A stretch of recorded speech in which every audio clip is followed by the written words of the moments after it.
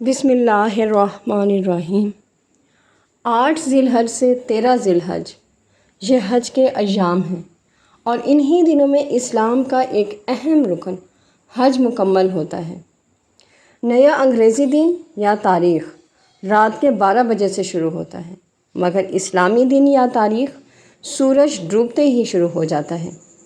اسی لیے 7 ذی الحج گزر کر جو شام ہوگی وہ 8 ذی الحجہ کی رات ہوگی، یعنی حج کے ایام شروع ہو جائیں گے۔ 7 ذی الحج کے دن ہی اچھی طرح صاف ہو جائیں، ناخن تراش لیں، مونچھیں چھوٹی کروا لیں، ناپاک بال صاف کر لیں۔ سنت کے مطابق احرام کی نیت سے غسل کر لیں تو افضل ہے، ورنہ وضو بھی کر سکتے ہیں۔ اگر پسینے میں بدبو کی شکایت ہو تو خوشبو لگا لیں، مگر اس میں احتیاط یہ کریں کہ وہ خوشبو اتنی کم لگائیں کہ احرام کی چادر پر عطر کا نشان نہ لگے۔ اس کے بعد احرام کی چادر پہن لیں۔ احرام پہننے سے پہلے خوشبو لگانا سنت ہے اور احرام پہننے کے بعد خوشبو لگانا منع ہے۔ اگر آپ کے پاس وقت ہے تو احرام پہن کر حرم شریف تشریف لے جائیں، اور اگر آپ کے لیے ممکن ہو تو طواف تحیہ کریں۔ یہ طواف فرض یا واجب نہیں ہے۔ اس طواف میں اصطباء اور رمل بھی شامل نہیں ہیں۔ نفل طواف کر کے سر ڈھانپ کر 2 رکعت واجب الطواف پڑھیں۔ اگر بھیڑ ہو یا کمزوری کی وجہ سے نفل ادا کرنے کا ارادہ نہ ہو تو مکروہ وقت کی نگرانی کر کے سب سے پہلے 2 رکعت تحیۃ المسجد کی نیت سے پڑھیں، اور اس کے بعد سر کھول کر احرام کی نیت سے یعنی کہ حج کے احرام کی نیت کر لیں اور تلبیہ پڑھیں۔ اگر آپ کے ساتھ کمزور، ضعیف اور عورتیں ہیں اور 10ویں ذی الحج یعنی یوم النحر کے دن طواف زیارت میں صفا و مروہ کی سعی کرنے میں زیادہ بھیڑ کے خیال سے پہلے ہی 8 ذی الحج کو سعی کر لینا چاہتے ہیں تو اس کی بھی اجازت ہے۔ ایسی صورت میں احرام پہن کر طواف کریں۔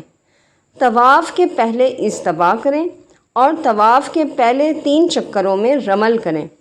پھر طواف کے 7 چکر کے بعد 2 رکعت طواف واجب ادا کریں۔ اس کے بعد صفا و مروہ کی سعی کریں۔ سعی کے بعد بال نہ تراشیں، نہ سر منڈائیں، پھر منی روانہ ہو جائیں۔ پھر طواف زیارت میں آپ کو طواف کرنا کافی ہوگا اور سعی کی ضرورت نہیں ہوگی۔ احرام کی چادر پہننے سے پہلے یا بعد میں اور عمرہ و حج کی نیت کرنے کے پہلے یا بعد میں 2 رکعت نفل نماز پڑھنا یا نفل طواف کرنا واجب یا فرض نہیں ہے۔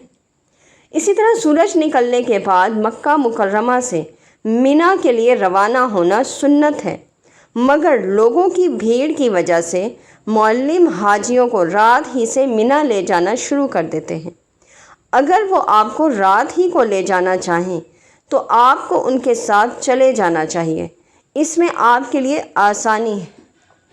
اپنے معلم سے آپ بس کی روانگی کا وقت پتہ کر لیں اور وقت اجازت دے تو احرام پہن کر حرم شریف جائیں۔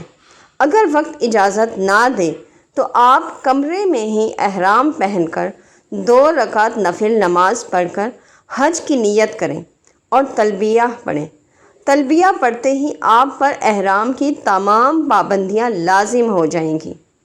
اب احرام کی نیت اس طرح کریں: اللہم انی ارید الحج فیسرہ لی وتقبلہ منی۔ یا اللہ، میں آپ کی رضا حاصل کرنے کے لیے حج کی نیت کر رہا ہوں، آپ اسے میرے لیے آسان فرمائیے اور قبول فرمائیے۔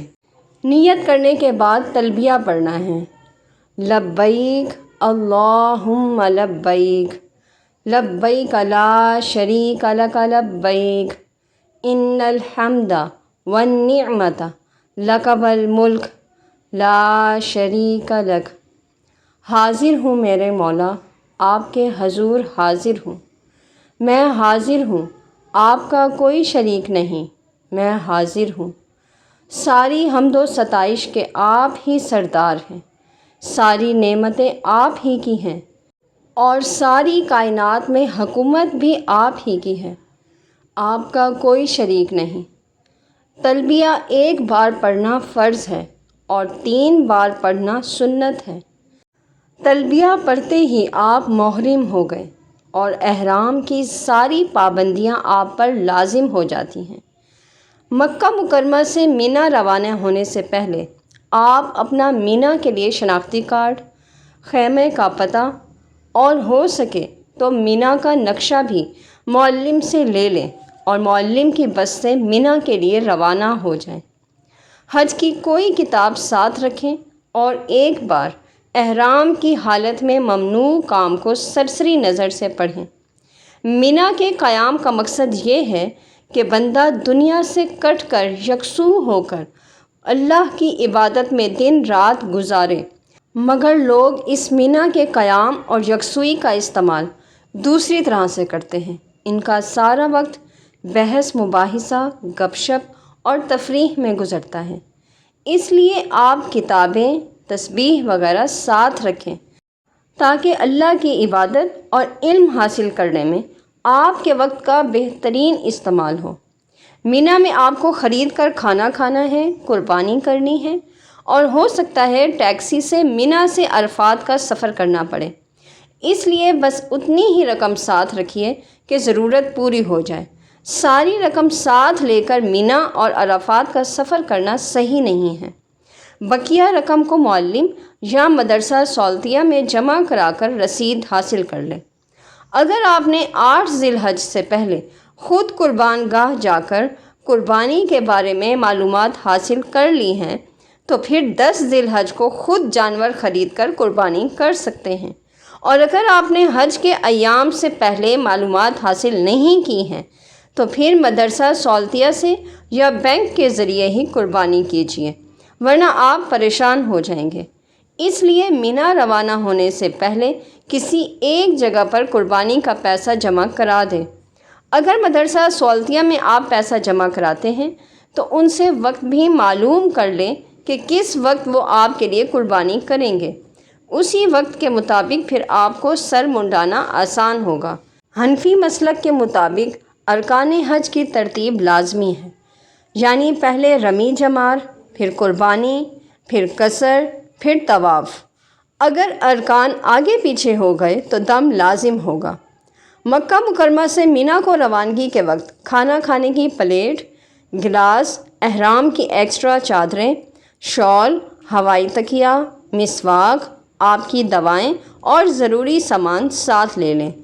مینا میں خیمے میں قالین بچھا ہوتا ہے، اس لیے بستر کی ضرورت نہیں ہے۔ کھانا خرید کر کھانا ہے، ٹوائلٹ کا اچھا انتظام ہے، اس لیے بالٹی وغیرہ کی ضرورت نہیں ہے۔ اس لیے آپ جتنا کم سامان لے کر سفر کریں گے اتنی ہی آسانی رہے گی۔